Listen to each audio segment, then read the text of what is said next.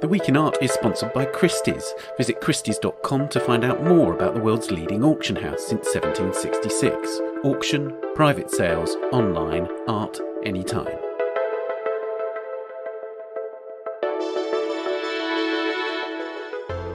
Hello, it's The Week in Art. I'm Ben Luke. This week, as a tribunal in London hears of human rights atrocities against the Uyghur community in China, how will museums, galleries and other cultural institutions working with government-supported organisations in China respond?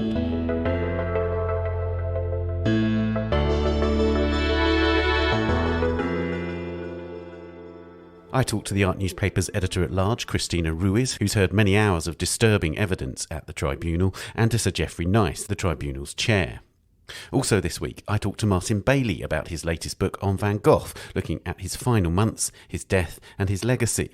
And in this episode's Work of the Week, I talked to Kenneth Tyler, the master-printmaker who's collaborated on some of the great prints of the post-war era, about his work on a group of 6 woodcuts by Helen Frankenthaler, the Tales of Genji.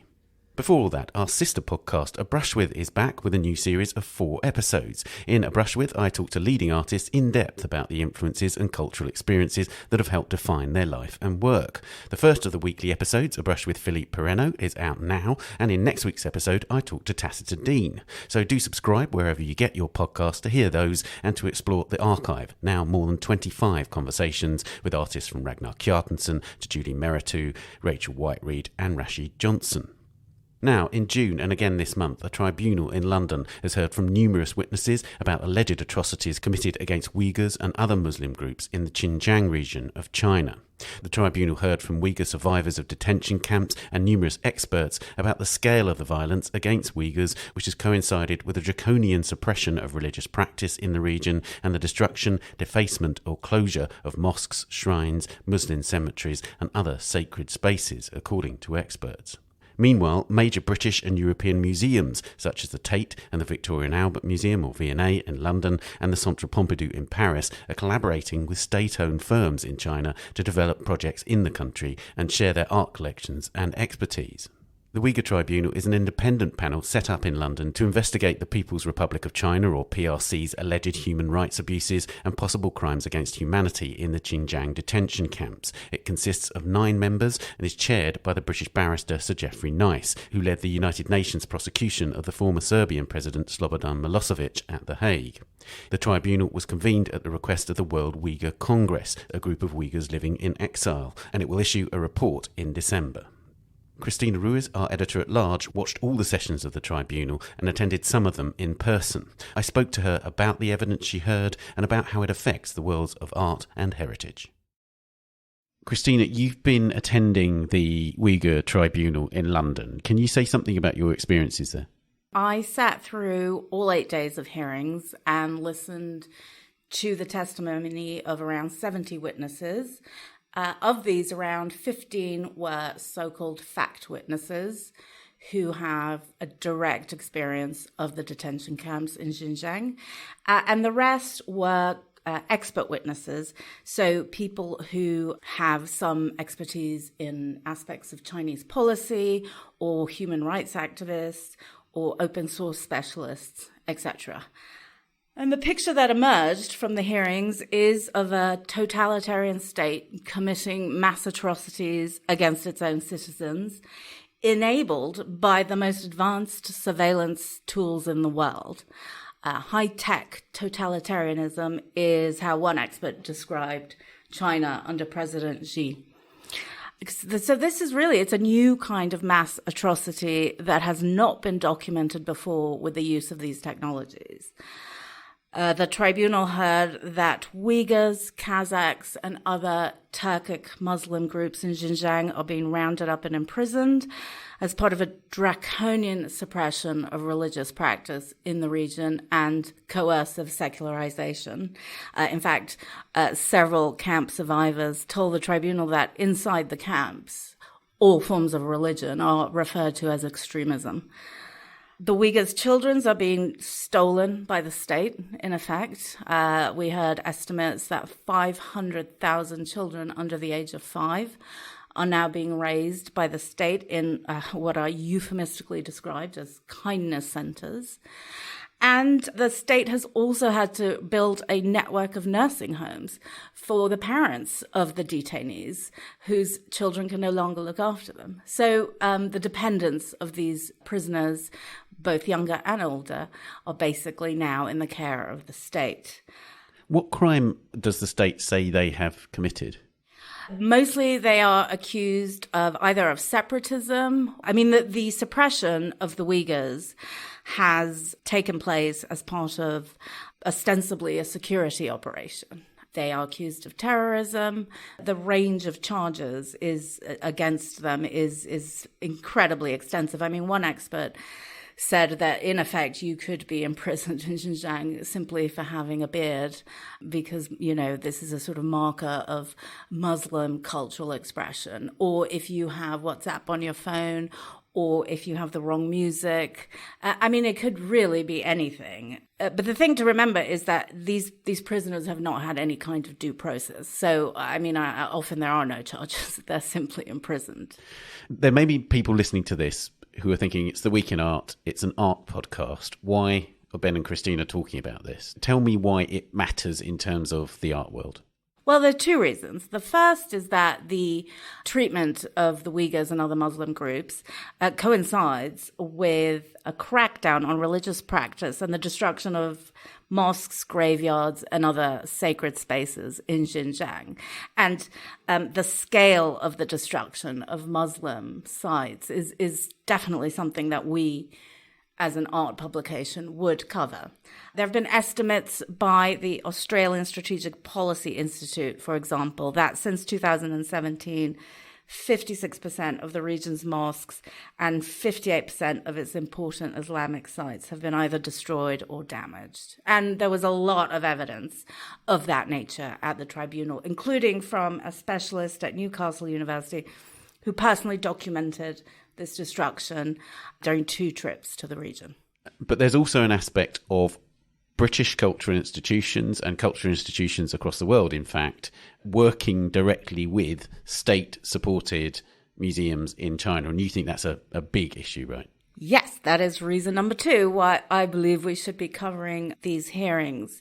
Many of our leading museums have entered into partnerships with the Chinese state. The Pompidou has opened a branch in Shanghai. And the V&A helped develop a new cultural center in Shenzhen, which opened in 2017. So that's the sort of top tier of museum involvement in China. But then a lot of, other museums also have collaborations in China, including the British Museum, the V&A, the National Gallery, and the Metropolitan Museum in New York have licensing deals with a company called Alfilo Brands in Shanghai. Now, Alfilo Brands is a subsidiary of the Alibaba Group, and we heard testimony at the tribunal from Connor Healy of IPVM, which is a surveillance industry publication. He talked about how all big Chinese tech companies have developed Uyghur facial recognition technology following a directive issued by the Ministry of Public Security. And this sort of tech is used for all sorts of applications, including smart policing in Xinjiang, which basically enables policemen to receive real-time warnings and alerts if Uyghurs are in places where they are not allowed to be, for example, in mosque. If you are a Uyghur living in this area, you are under constant surveillance, and the police know where you are at all times. Now, Huawei patented its Uyghur detection technology in July 2018, and Alibaba included its own Uyghur detection tool in its Cloud Shield online content moderation solution, which apparently enables websites to detect and automatically remove pictures of videos of Uyghurs or posted by Uyghurs. So this company is the company that many of our museums are partnering with. And I think that raises serious questions for us, the public, who pay for these museums through our taxes and who support them by going to their shows, buying their, retail offerings and eating their food. Now, you've obviously asked questions of those museums. What are they saying to you when you bring up this issue? You mentioned you've been to the tribunal, you present them with the evidence that you've heard at the tribunal. What are their responses? Well, the first time I asked them was just over a year ago, which is when we really started covering this issue. And the Tate, the V&A and the Pompidou all defended their partnerships in China, as you would expect. And mostly they say things like sharing our collections and expertise like this can help to foster tolerance and curiosity, or generates great understanding between global cultures and community, all that sort of thing. The V&A, however, did say something which I thought was quite interesting. They said the V&A receives approximately 40% of its income from the UK government. The rest of our operating budget must be drawn from sponsorship, donations, membership, and commercial activities. In the current financial environment, we recognized an increased need for financial resilience. Innovations like our partnership with Design Society in China play an increasingly important part in ensuring the V&A is financially sustainable, contributed to the ongoing preservation of national collections, keeping the V&A free to visitors, etc., etc. Now, to me, that sounds an awful lot like they're saying that our, ability to enjoy exhibitions is more important than speaking out against the atrocities that are happening in China, which I find an incredible thing to say. So I guess that some people might be listening to this and thinking, well, there are human rights atrocities being committed by numerous countries with which these cultural institutions are working. So why should we single out China? Why should we single out one state for attention? Well, I think the answer to that is that the scale of the atrocities in China are unlike anything else that is happening right now anywhere. And it is our moral imperative to take a stand. And of course, we've seen so much scrutiny of museum and their sources of funding in the last few years. They've come under huge pressure to stop taking money from oil and gas companies like BP and from donors like the Sacklers, who are considered to, have made that money immorally through pushing drugs that are addictive in misleading ways, which they deny, obviously.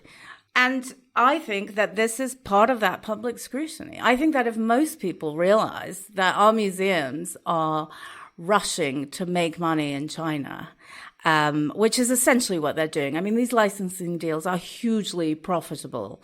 There was one report in The Independent where the journalist discovered under a Freedom of Information request that the British Museum is operating 34 licensing deals with Chinese companies. And it also has a collaboration agreement with the Hong Kong government, which, again, I would say is highly questionable at the current time. They incidentally say that these sorts of exchanges are an essential part of the BM's international role. So the issue at stake here is, to what extent do you think this tribunal, these terrible things that you've heard at this tribunal, are going to make any difference to museums' activities? And what do you think needs to happen for them to take note? Is it government? Is it the people that visit the museums? What needs to happen for museums to change course, do you think? I think it's actually up to the public to put pressure on museums, because museums, although they occupy a particular place in our society and they like to claim that they are ethical leaders, the truth is that they really are not. As Adrian Ellis of the cultural advisory firm AEA Consulting has said, when it comes to ethics, museums never lead. They simply follow public opinion. So I think it's up to us to put pressure on our museums. And I think it's important that we have an open and honest conversation about these issues, which is something the museums are generally unwilling to do. I requested interviews with the directors of all these museums, and to take just one example, Tristram Hunt, who is the director of the V&A, and a great friend to the art newspaper, who is never far from our pages, is somehow mysteriously unavailable when I want to talk about China in a location apparently with no email or telephone. And the same goes for the director of Tate. And I think that's wrong. I think they're accountable to us, the public, and I think that they should talk about this. If they're going to defend these partnerships, then they should do that. Do you think, at the moment, there are tense relationships between cultural institutions and politicians because there are some directives that have come out from politicians about how certain cultural institutions should behave, particularly relating to history, etc., etc. Do you think there's any sense in which, if the British government were to start acting on the tribunal's findings, and as we know, we're not going to know until December what those findings are, but could government put pressure, if it decides to act, on museums as well as acting in terms of its relationship to the Chinese state?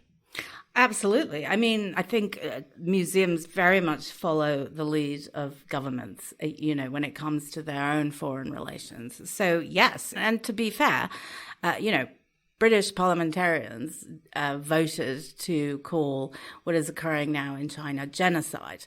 Of course, parliament and government are not the same thing. But nevertheless, there is a sizable body of opinion out there now that is willing to call this genocide. I expect the tribunal will make the same finding because the key issue is culpability. You have to be able to prove intent. And there was a lot of evidence presented at the tribunal which suggests that these policies were devised in Beijing. But above all, you think we need to speak out? Absolutely. That is my personal view. Of course, others disagree with me, but I would just point out that there was some evidence provided to the tribunal that some Uyghur prisoners were released after their families contacted human rights organizations who then raised their cases internationally. So talking about these people who are in prison at the moment might help. And finally, I just thought I'd mention one thing, which is that during the course of the tribunal, several comparisons of China's treatment of the Uyghurs to the persecution of the Jewish people under the Third Reich were made. And in fact, leading Jewish groups in this country used the opportunity of Holocaust Remembrance Day on 27th of January to speak out about what is happening to the Uyghurs. And Marie van der Zyl, president of the Board of Deputies of British Jews, wrote to Boris Johnson, our Prime Minister, and said, "As a community, we are always extremely hesitant to consider comparisons with the Holocaust. However, there are similarities between what is reported to be happening in China and what happened in Nazi Germany in the 1930s and 40s. Violations of the Uyghurs' human rights are shaping up to be the most serious outrage of our time."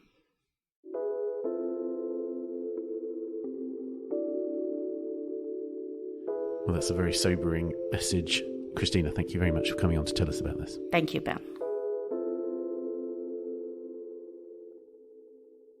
You can read Cristina's reporting on the tribunal at theartnewspaper.com or on our app for iOS, which you can get from the App Store, or the Android app, which you can find on Google Play. Now, as I mentioned, Sir Geoffrey Nice is the chair of the tribunal, and I spoke to him about its purpose and what effect the evidence it's heard and the report that it will issue might have on governments, cultural institutions, and the wider public.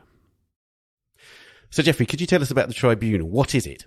It's a people's tribunal, and people's tribunals which have existed off and on in different places around the world, probably since the 1960s when Lord Russell and fellow philosopher Frenchman Jean-Paul Sartre started tribunal into whether America had committed certain crimes in the Vietnam War. And they started for the same reason as all the other tribunals operate, because there's a question that needs to be asked and answered, and neither governments nor international bodies will have the courage, inclination, or desire to do it. And yet the information needs to be there. So, in other words, you don't have any ability to act in terms of sanctions of any kind, for instance, but you make available information to those who can act. Absolutely. We neither have nor want power, because our interest is not in a particular area. For example, in this case, I'm not particularly concerned about the Uyghurs more than I'm concerned about our other alleged victim groups, the Rohingya or the Nigerian Christians. It just happens they made a request that we should do this. So I and all my colleagues, our interest is in the fact that people aren't being given an answer to a question, and they need an answer to a question in order to perform their own private, and if they operate in a broader context, broader public duty. But in this context, we're an art podcast, and the people that are listening to this are people who visit cultural institutions, who have relationships with other cultural institutions in China that are state related. They are state funded, or, so they have connections to the Chinese state. So effectively what you're saying is the information provided by the tribunal could be used by people who visit these museums to put pressure on the people that run them to make decisions in relation to that information. Yes, I think not only once the information is in, if it's significant in whatever we determine in the judgment, then it should be used. Because after all, if you're performing a function which involves consideration of public affairs, whether that's a school that wishes to have an outpost in another country, or a university that does the same thing, or either of those has a great influx of money from another country associated with pupils from another country who may be under that country's influence, and so on and so forth. Yes, one would imagine that all those institutions and the people who run them would want to consider these matters that are questioned once they become resolved as facts.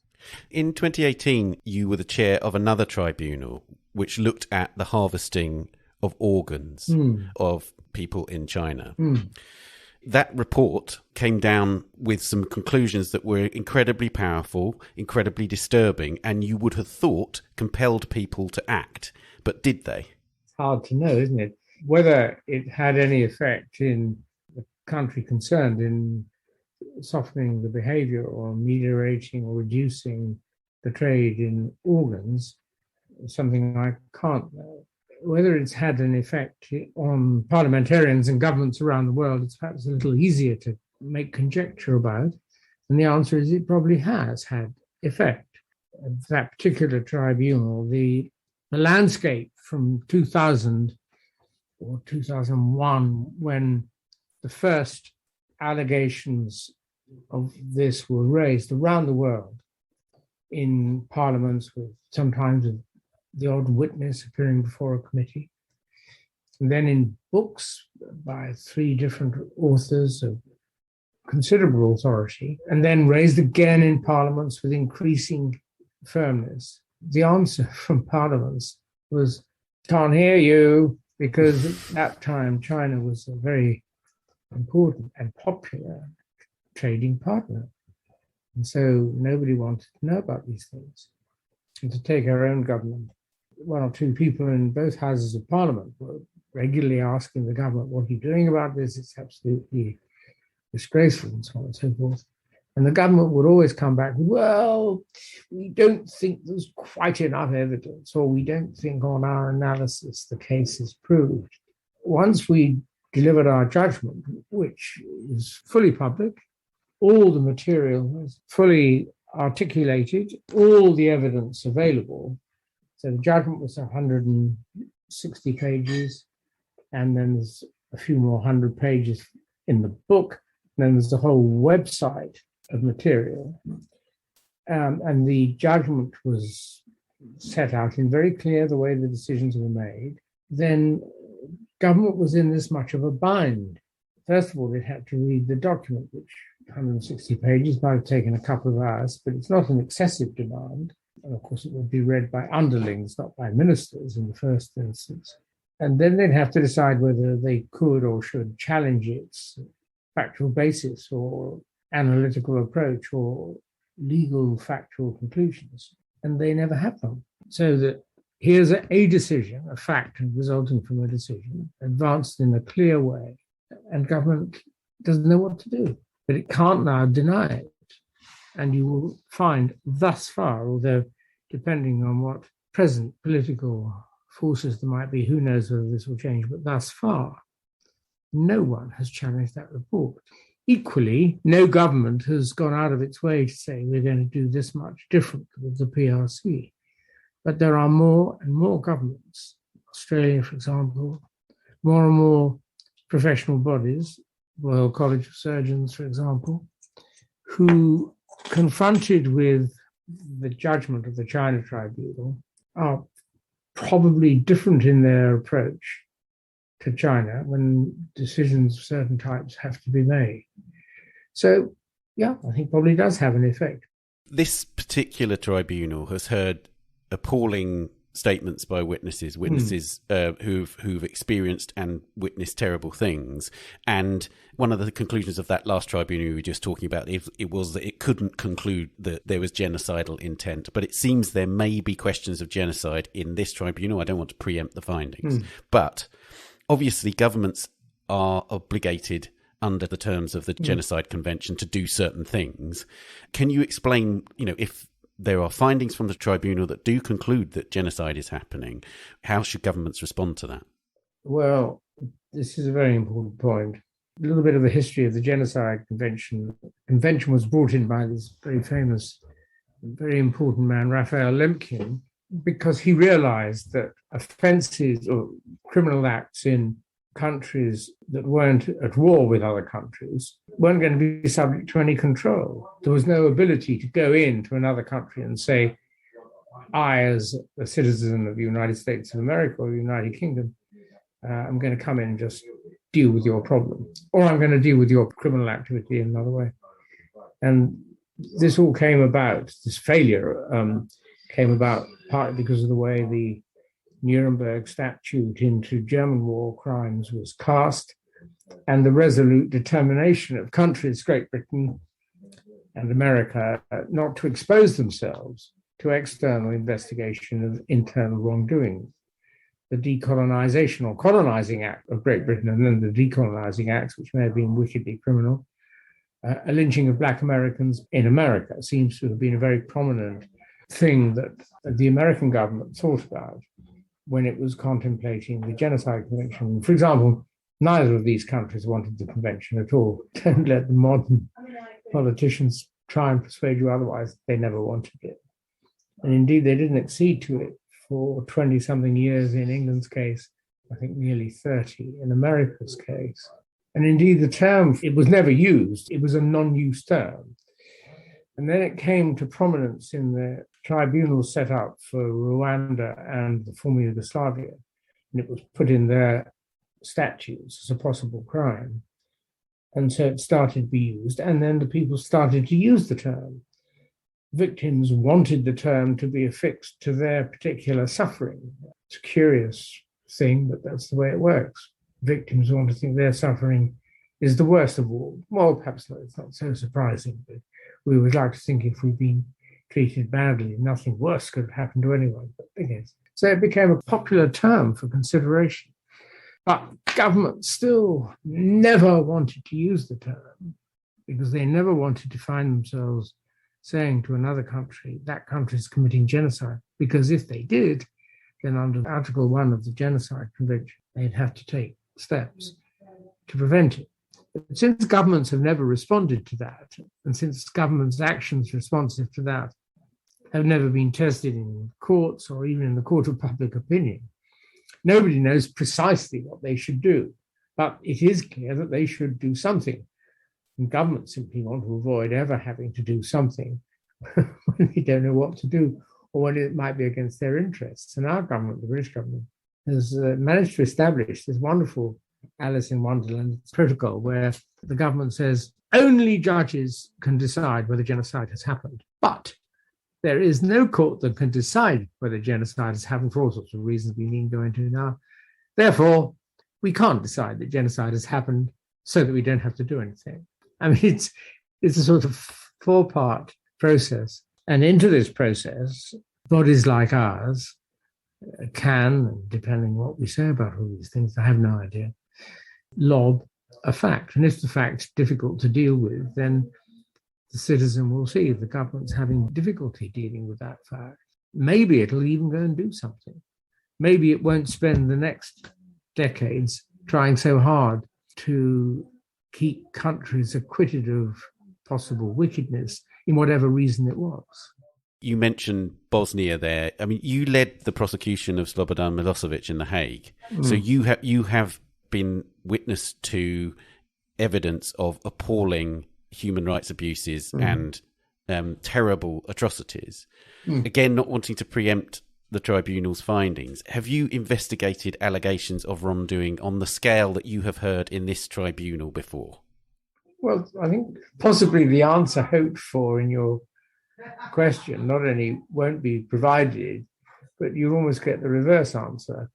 I'm not going to say anything about the qualitative similarity or dissimilarity between evidence I've heard in different cases, but it has to be remembered that at present there is no allegation of mass killing by the People's Republic of China against the Uyghurs and other Turkic minorities. The allegation is of other modes of committing genocide through stopping people having babies, separating their families, and that sort of thing. That's in the vernacular, and not mass killing. And so whatever decision we make, it will be the first decision of any kind of body, apart from those who've written reports, not heard evidence and tested evidence, be the first decision of its kind into this form of alleged genocide. And so you might draw from that in one way, the allegations, however horrible they might be, perhaps slightly lesser than those which allege mass killing has happened in either Rwanda or Bosnia or Cambodia. Do you hold out any hope that this tribunal would force governments to listen? Yes, I think so. Not because necessarily of the power of us as a tribunal, although it's true to say that this tribunal, at my choice, is not a choice of big-name lawyers and famous human rights people. This is a tribunal of lay people from many disciplines. Senior, obviously, many of them are professors. One's a sort of A-list businessman. One's a former diplomat. But this is people making this decision. None of them, of course, being paid a penny. None of them really having any personal interest in the outcome. We'll all just disappear into the wallpaper when it's all done. And that what will be left is the decision itself. And that alone is not going to give us power. I mean, it might, but the Russell Tribunal probably didn't have much effect, and many of the others hasn't. That's not to say that they shouldn't be tried, not to say that they're not worthwhile. It's just to say, I suppose, that the public and governments rather like the rubber stamp. You know, they like and judges in silly clothes with great formality. But this will have a different type of authority. And one of the things, governments might take it seriously. Arts bodies might take it seriously. And around the world, as you may know, there have been parliaments, not governments, that have announced that this is genocide. Well, a parliamentary vote is not an evidence-based analysis. One government has pronounced it's genocide without deigning to produce its reasoning. That's the United States government. And yet nothing has been done. In the mouth of Secretary of State Pompeo on his second to last day in office, I think, but has been acknowledged by Secretary of State Blinken shortly after taking office as accurate. And with such a body of interest as was and may still be, people are fickle, and a body of recorded parliamentary findings saying this is genocide, were it to be an expression of confidence that genocide has been committed, and this is not even the slightest indication that might happen, I have no idea what would happen, but were that to happen, then you could easily see parliamentarians perhaps going further, and the government having to decide, well, nobody knows what Article 1 of the Genocide Convention means, because all governments, like ours, have dodged it for 70 years, more than 70 years. But, okay, we've got to do something. And that might in itself be quite helpful, because if one country said, yeah, game's up, we can't dodge this question anymore, we've got to deal with this extremely powerful country on the basis that it's genocidal. If that would happen, I repeat again, I have no idea what the answer is going to be really, because we only just started thinking about it. But if that would happen, then another country might say, yeah, I can see that. And we've got to do this. Now, if those countries in the intervening period, when genocide had been alleged respectably, had not dodged it and said, okay, if it's genocide and it looks like maybe then we've got to act. And if they'd done something, you would have had a sort of a composition of activities that would have served a really valuable purpose, because it would amount to collective pressure, even on the most mighty of countries, not to do these bad things if they're being done.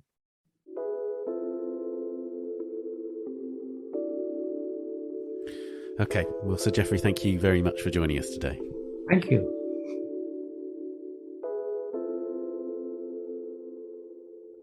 Coming up, I speak to Martin Bailey about his new book on Van Gogh, and to Ken Tyler about the woodcuts he made with Helen Frankenthaler.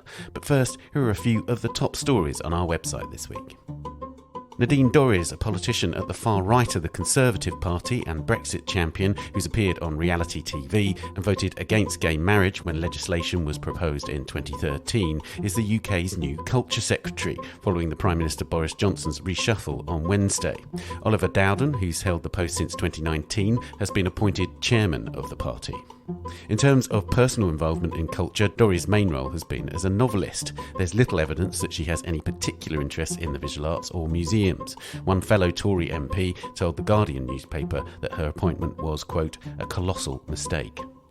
26 items looted by French troops in the 19th century from West Africa will go on show in a special exhibition at the Musée du Quai Branly-Jacques Chirac before making their way back to Benin, their country of origin, later this year. As Gareth Harris writes, after decades of wrangling over the plundered works, the controversial objects will be exhibited in Benin, the restitution of 26 works from the royal treasures of Abomey between the 26th and 31st of October, prior to leaving France after a law allowing their return was passed last year. The works were seized in November 1892 from Abomey in present-day Benin and have been kept at the Musée du Quai Branly-Jacques Chirac since 2003. The artist and activist Dred Scott has created White Mail for Sale, an NFT or non-fungible token that uses the uber-capitalist art form as a form of social critique. It will be auctioned off at Christie's post-war to present sale on the 1st of October in collaboration with Christian Tierney Gallery. As Wallace Ludell reports, the work, as the title implies, is a short video of a white man in mundane 21st century work clothing standing on an auction block on a street corner in a predominantly black neighbourhood in Brooklyn. Scott said in a statement, quote, NFTs are non-fungible tokens that confer uniqueness to digital artworks. The term fungible resonated differently for me due to its use by scholars of the history of slavery. People are inherently non-fungible, but as slavery became an integral part of developing capitalism, enslavers sought to make people fungible. You can read these stories and much more on our website or the app. We'll be back after this. The Week in Art is sponsored by Christie's. On the 1st of October, Post-War to Present jumpstarts Christie's Fall 2021 auction season in New York. As the platform for fresh and established voices in post-war and contemporary art, this live auction showcases post-war mainstays like Wayne Thiebaud, Yayoi Kusama and Helen Frankenthaler in the same setting as contemporary masters such as Mickalene Thomas and Yoshitomo Nara. Uncover highlights from notable collections as well as 2 highly sought-after NFTs in this sale, offering something for those just beginning their collecting journeys and for seasoned collectors alike. Learn more at christies.com. Welcome back. Now, Martin Bailey, London correspondent for the Art Newspaper and the writer of our weekly blog, Adventures with Van Gogh at theartnewspaper.com, has a new book on the Dutch artist out next week. Van Gogh's finale, Auvert and the Artist's Rise to Fame, looks at Vincent's final months, his death and his legacy. I spoke to Martin about the book.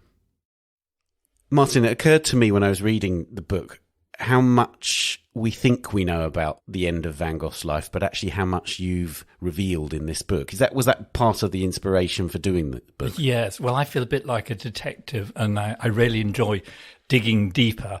And a lot of people say, well, there's nothing new to say about Van Gogh, surely.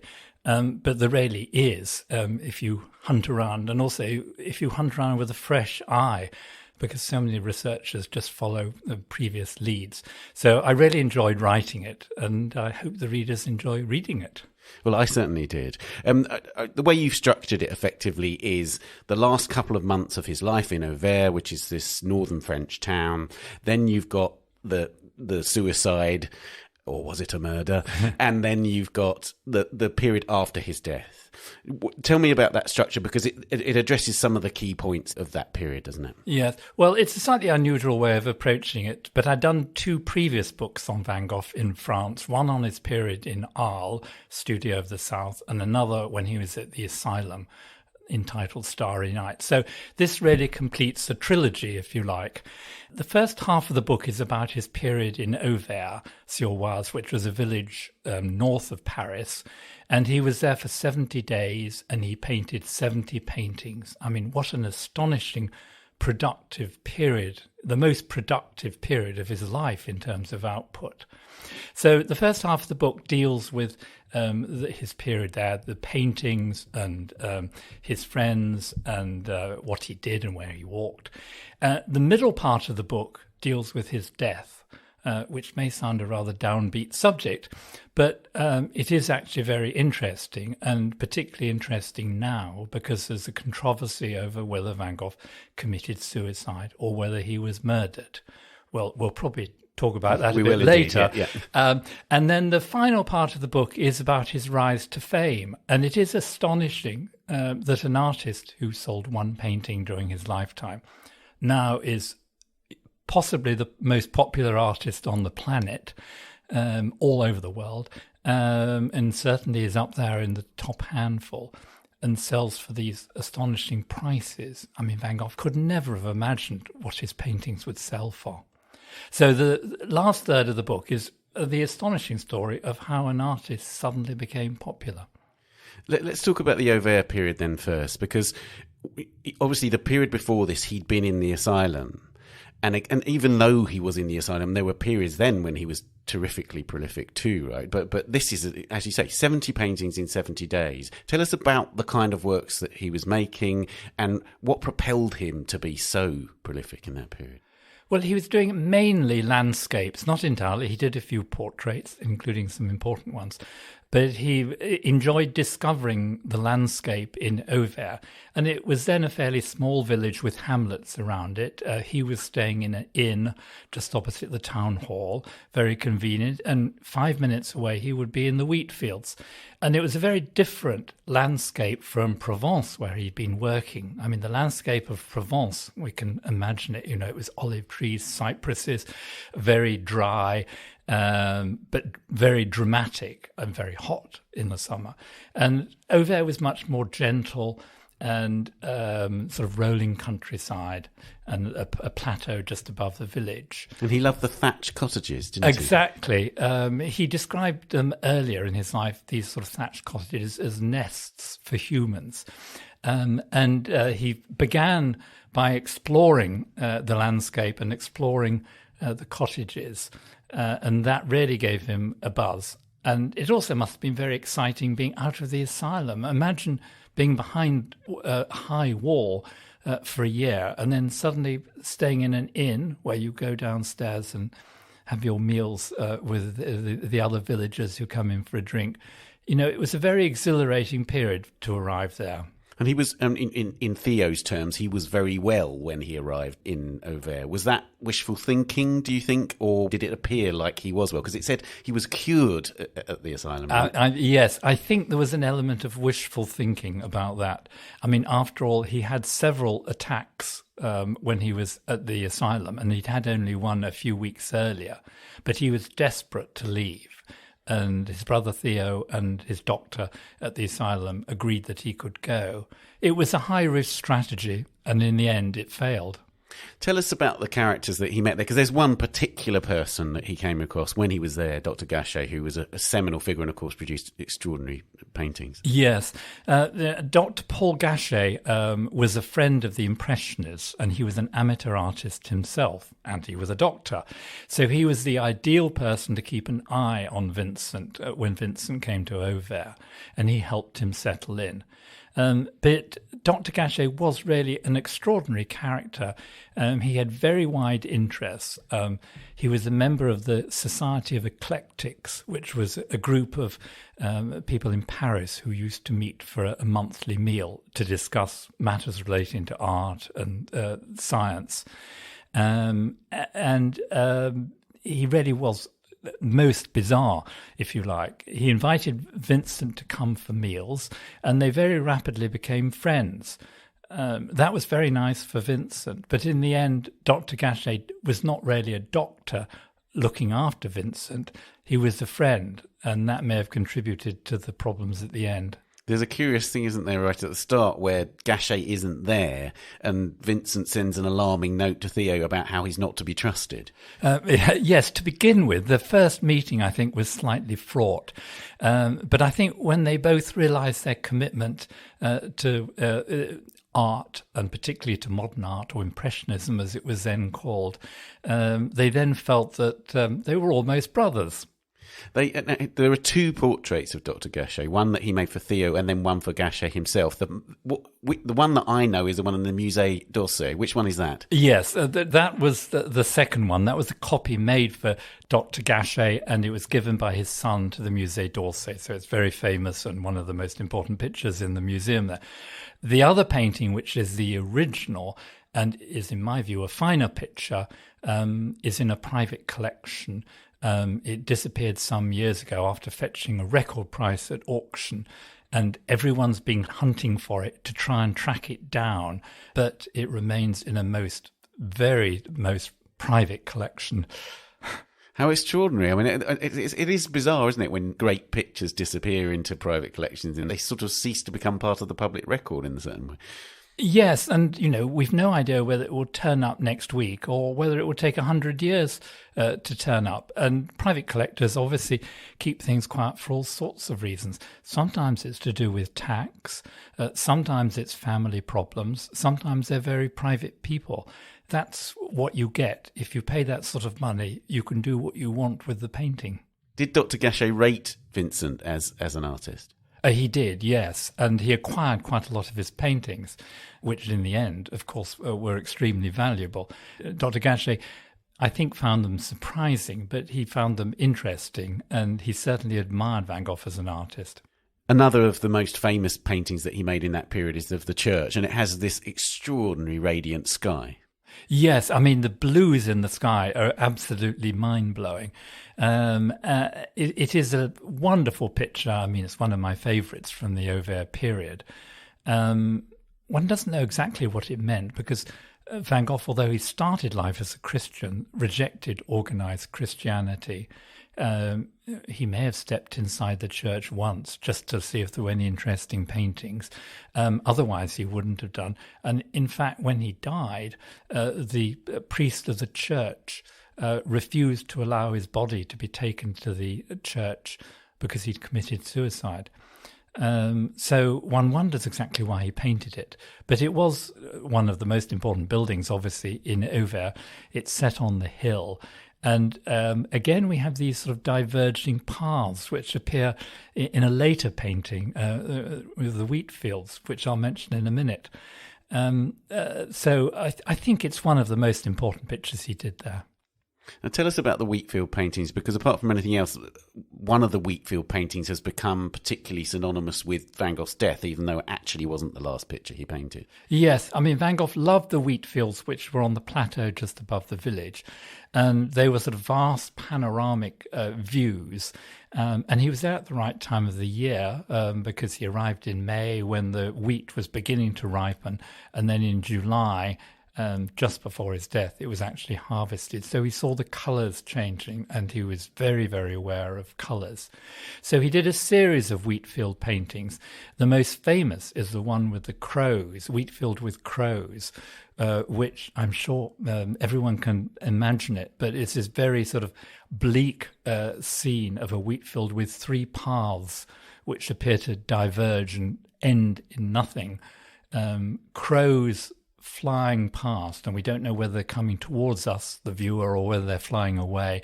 And then this dramatic sky, which is about to sort of break with a thunderstorm. Now, traditionally, that has been thought to be Van Gogh's last painting, and that's partly what made the painting famous.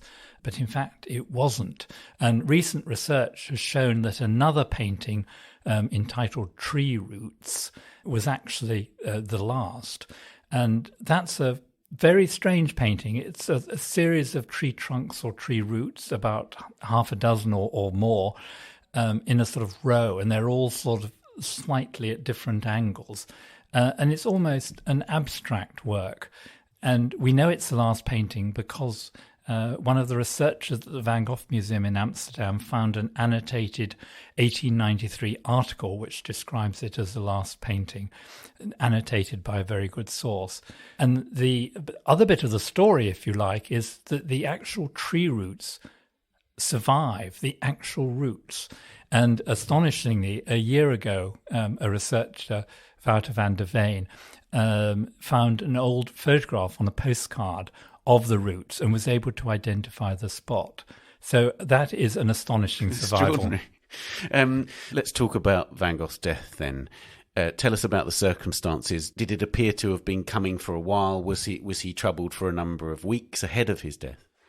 It's very difficult to tell. I mean, there were some problems with Theo and Theo's new wife, Jo. There were obviously difficulties in the background, but there was no reason to think that he was actually going to do anything serious.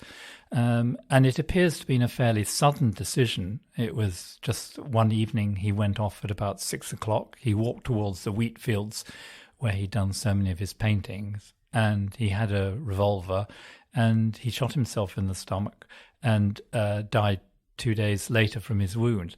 I don't think it had been expected. If it had been, Dr. Gachet would have done something. So something suddenly hit him.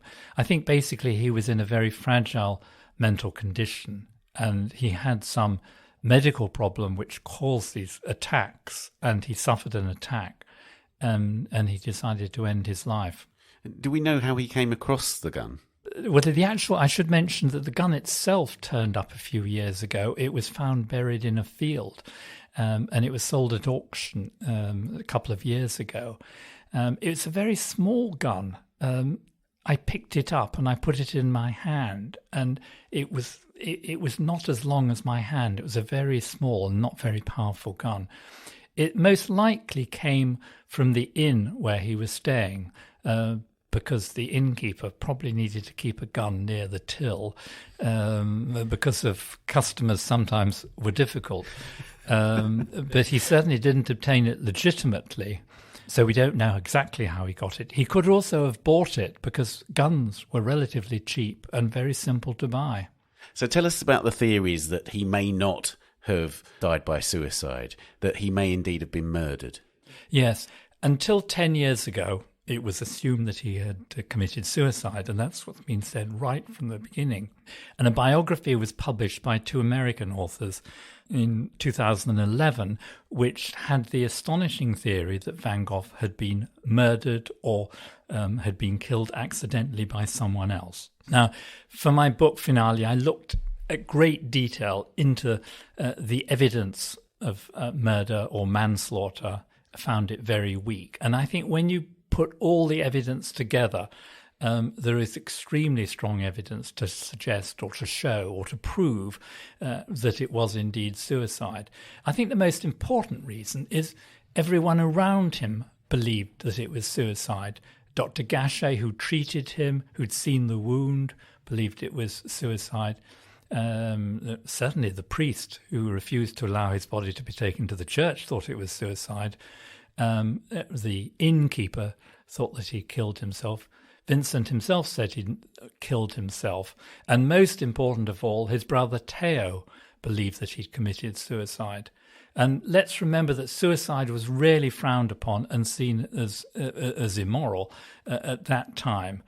And if anyone had had the slightest suspicion, they surely would have alerted the authorities. What's the evidence that was put forward for murder or accident? They found an interview which had been published in the 1950s with an elderly man called René Secrétaire, who said in the interview that he had known Van Gogh in Auvers and that Van Gogh had stolen the gun from his rucksack. Now, I looked very, very carefully through that interview, and René Secrétaire actually says that he left Auvers in the middle of July, and he therefore wasn't there when the incident took place. And René Secretin did not say that he'd been involved in the shooting. All he said was that his gun might have been taken. It was pretty flimsy evidence, I thought, but it did help to sell the biography. Right, and absolutely. But then also there's this aspect that Gachet obviously was there, as you say, and it may have been that Gachet removed the bullet, and it would have been very clear to him from his close inspection of the wound that it was suicide. Indeed, no, that's very important. Dr. Gachet had actually worked as a doctor during the previous war. He treated war wounds. He knew what they were like. He knew Vincent. He'd seen Vincent a few days before the incident. He treated Vincent when Vincent came back to the inn badly wounded, and he talked to Vincent for a day or two before Vincent's death. After the death, he almost certainly was involved in preparing the body. He was a curious fellow. He must have looked carefully at the wound, and if he'd had any suspicions that it had been shot at very close range, if it had not been shot at very close range, he surely would have alerted everyone. And there's no reason for him to have misled us on that. One of the things that you talk about in the book is this exchange with Gogh, which I hadn't realised happened just before he died. Tell us about that. Yes, well, Vincent and Gogh exchanged letters. And at one point, Vincent thought that maybe they could get together again. Of course, that was the last thing that Gogh wanted. They'd already had all the problems in Arles and the Yellow House when Vincent ended up mutilating his ear. And Gogh politely had to tell Vincent that he thought it wasn't a very good idea if they got back together again. Gogh then talked about escaping from Europe and going to some primitive country and painting there. And of course, he ended up in Tahiti. But at this point, he was thinking of the island of Madagascar in the Indian Ocean. And Vincent made some remark about possibly going out to the tropics. And again, Gogh was horrified by this idea. So Vincent must have ended up feeling rather sort of rejected, and someone that he thought was a friend wanted to keep a distance. And that may have been a factor as well. I was somewhat startled when he said he wrote in that letter, I thought about you every day since I've been here, when he was in Auvers. Yes, that I find difficult to believe, but it may have been politeness, or it may have been thinking back to the problems they've been having too. So it may have been both positive and negative thoughts daily.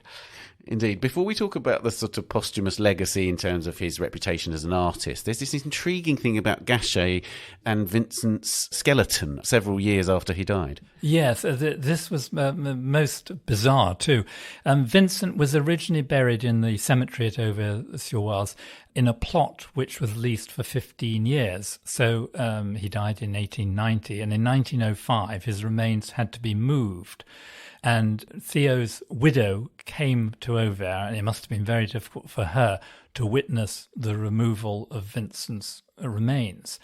And the gravedigger dug down whilst they were round the grave. The coffin had been penetrated by some roots of a tree. They then took out the bones, and obviously there was no flesh at that point. And at one point, the skull was lifted up by the doctor's son. And Dr. Gachet wanted to inspect the skull because he believed in phrenology, the idea that we can detect someone's personality from their bone structure and their head. But the doctor's son said this was rather difficult and we better move the skull as quickly as possible. And when he wrote about it many years later, he described it as a scene out of Hamlet, which indeed it was. So this was a most interesting incident which has been barely reported in the Van Gogh literature. Indeed it is. So let's talk about Van Gogh after his death then. When did he start to achieve a sort of level of recognition professionally as well as publicly? Well, it was a gradual thing. In fact, there were already references by art critics to some of his paintings in the last year or two, but rather small passing references.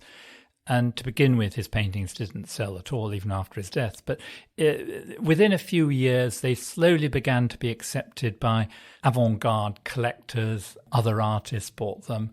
And It was gradual, but 1900, he was becoming more well known, particularly not surprisingly, in the Netherlands and France, and then in Germany, where he became very popular just before the First World War. And then prices began to rise. Museums began to buy his work. So we have the National Gallery acquiring its sunflowers in the early 1920s. Prices went up and up and up. But of course, by today's standards, they are absolutely minute. And then after the war, again, it happened. And in recent decades, his popularity has become much more global. And in the 1990s, Japanese collectors bought Van Goghs, and now it's mainly collectors in China, Korea, and Russia who are after Van Goghs. So he's now a global superstar. What do you think it is that makes him so appealing? I mean, clearly he's an obsession for you. So tell me about, on the one hand, what drives you to keep looking at this extraordinary artist? And then on the other hand, what do you think it is that makes him such a public figure? Because there are very many major artists who don't have a huge public appeal. Yeah. Well, there are two things for me, and I suspect they're very similar things for the public at large. I mean, the first thing is the paintings are so marvellous, and particularly the ones he did in France in his last few years. It's the colours of them and the imagination.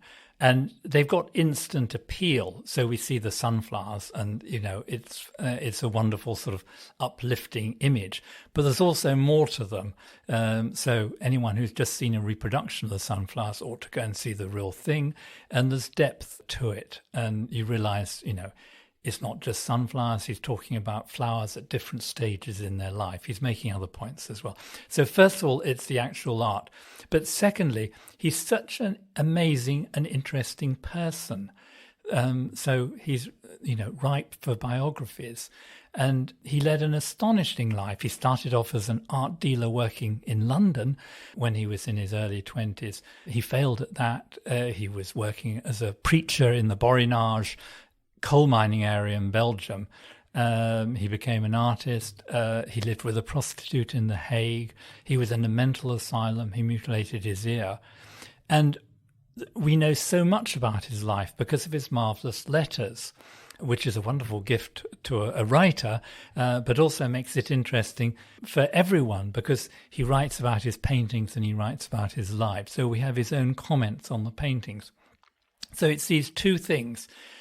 Now, me personally, I began to get interested in Van Gogh many decades ago when someone told me that he'd worked and lived in London. And I didn't know that at the time, but he'd lived in Brixton and fell in love with his landlady's daughter. So I got very interested in that and did a book on that and curated an exhibition at the Barbican.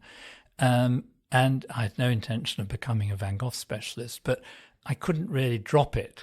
And so here I am many years later.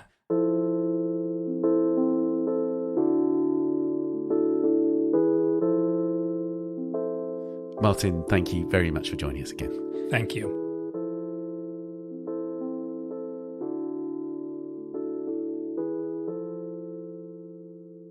Van Gogh's finale, Auvert and the Artist's Rise to Fame, is published on the 21st of September by Francis Lincoln and priced $40 or £25. And the two previous books in the trilogy that Martin mentioned, also published by Francis Lincoln, are Starry Night, Van Gogh at the Asylum, again priced $40 and £25, and Studio of the South, Van Gogh in Provence, which is priced $25 or £18.99. And Martin's Adventures with Van Gogh blog appears on theartnewspaper.com or the app every Friday. And finally, it's time for this episode's Work of the Week. A stunning exhibition of woodcuts made by Helen Frankenthaler has just opened at the Dulwich Picture Gallery in London. It reflects her experimental approach to the medium and the remarkable efforts she went to achieve a comparable freshness and immediacy in print to her soak-stained abstract paintings. A key collaborator in that process was Kenneth Tyler, the master-printmaker, and I spoke to Ken about working with Frankenthaler, and in particular on the series of 6 huge prints called Tales of Genji, made in 1998. Ken, you worked with Helen Frankenthaler on a number of projects. Can you tell me what it was like to work with her? Both a great pleasure and difficult. Helen was a meticulous artist in the way she worked. She was also meticulous in the way she gave interviews and also meticulous in the way she collaborated. so that it was always crossing the T's and dotting the I's, and making sure that she got her way and had the time that she wanted on any project. So there are no negatives in this collaboration to talk about. It's only positive. The medium of woodcut, it seems to me, was not an obvious choice for an artist of that generation, or am I wrong? Well, I don't know. I can't speak for knowing whether all the artists of her generation worked in woodcut or not, but it certainly was a medium of choice. It was economical in many respects, and it was portable. It was something that wasn't clumsy, didn't need big presses and all that. Until you got something that you wanted to make an impression from, then the kind of press you used was very important. So Helen was no stranger to woodcuts, and she was no stranger to the workshop and all the techniques that we presented. So this was an easy transition from thinking about what she wanted to do and then getting the blocks and just doing it, carving them, and scratching them and making them muzzy and guzzing them and doing all the things she loved to do where she got a piece of wood. And then this the question of proofing. The proofing was the major objective in all of Helen's projects. She needed to see all the nuances she could squeeze out of the image on the wood, and so this required lots of proofing. We added to that the fact that we were using handmade paper that we were making, so we could adjust the colors, the thickness, the absorption qualities, and all that. So there were many more things in the equation doing these woodcuts than Helen was experienced in the past. Is it right that for the Tales of Genji, this particular body of work that I wanted to talk about, you were doing upwards of 50 proofs of each of these works? Right. I tried not to count. The cash register was going constantly. But it was a trial and error project. We started out knowing that we were not going to be able to make a standard and then abide by that standard with every impression that we made. So this gave us a liberty that we didn't have before, a freedom, but it also put a new responsibility on both the artist and the printers to be sure that what we were doing was approximately what we were trying to do, that we were getting positive results or not negative results. And in trial and error, you're really looking for that moment where serendipity takes place, and you've got the right moment on paper that you're looking for. Exactly, and that serendipity that you're talking about is extraordinary because, of course, within such a laborious and rigorous process, she was consistently wanting an image that was utterly fresh, which, of course, is really difficult to achieve when so much is involved, right? Well, that's true, except that she was very capable of manipulating liquids on paper. This was, something she was extremely gifted at, and so she could watch Yasu mix the inks and know exactly how they were going to be applied, and she could figure out, little nuances that would take place. It would be the Helen Frankenthaler look, and that was the whole question right from the beginning. We didn't want to make something that Helen wasn't going to be pleased with, that was going to look like her signature work. And she made paintings before the process, right? So in effect, there were these, like a maquette in the form of a painting, which then got turned into a print. That was the reason why we duplicated the wood texture on some of them. And you mentioned Yasu there, then that's Yasuyuki Shibata. And that was, again, you talked about this collaboration, and it was very much the three of you, the studio. It very much is a process of toing and froing between people with different expertise, right? That's correct, yeah. I refer to it as a team. In this case, it was 3 people on the team. 4 and 5 when you count the paper makers. We all collaborated together, and we all knew each other for quite some time. So this was a party. It was Helen's party. And again, there's this phrase "born at once" that Helen liked to stretch for. Yeah. But it actually took 3 years to make the Tales of Genji. 3 years of sort of not totally constant, but over the project developed over 3 years. Is that right? Well, one version is the press release, and the other version is the reality. The press releases, it just happened. The reality is it didn't. It took a long time.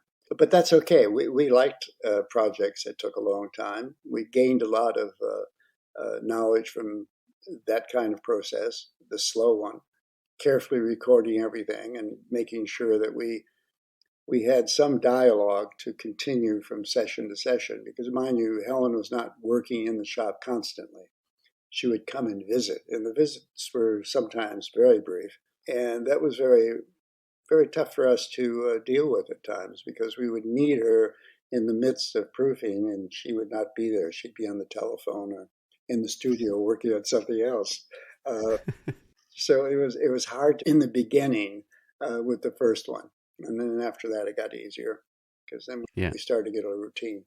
Elsewhere in the show at Dulwich Picture Gallery, there's this wonderful working proof where she makes quite extensive notes. And one of the instructions is, but no schmaltz, please. Tell me about that. I mean, these sort of notes that she makes, which are quite eccentric, right? Yeah, but that was Helen's way of just recording her feelings at the moment in the collaboration. And also to put it on a piece of paper that was from the collaboration, making it even more archival and more important. And she liked these notations. She liked these archival pieces. And we always fought over them. They're going in your collection or my collection? And my collection was going to the museum, but her collection was going to her vaults.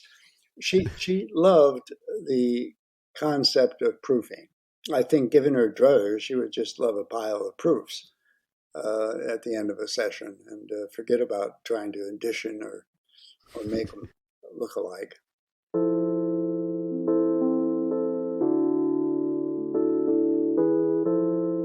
Well, the final edition is stunning. So, Ken, thank you so much for talking to me about them. Well, it's my pleasure.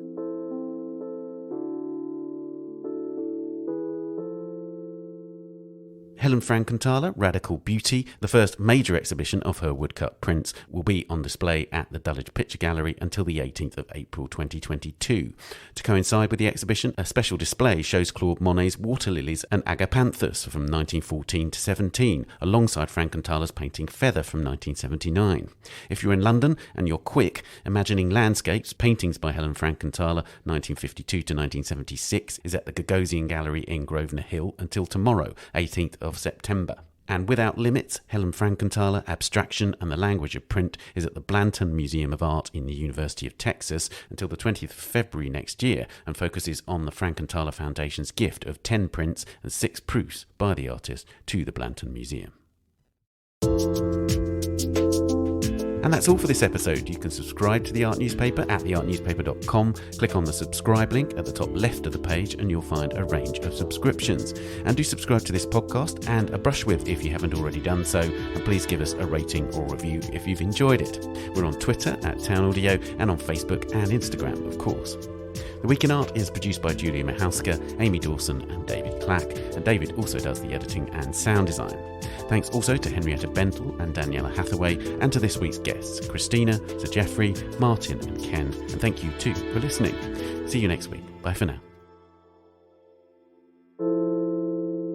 The Week in Art is sponsored by Christie's. Visit christies.com to find out more about the world's leading auction house since 1766. Auction, private sales, online, art, anytime.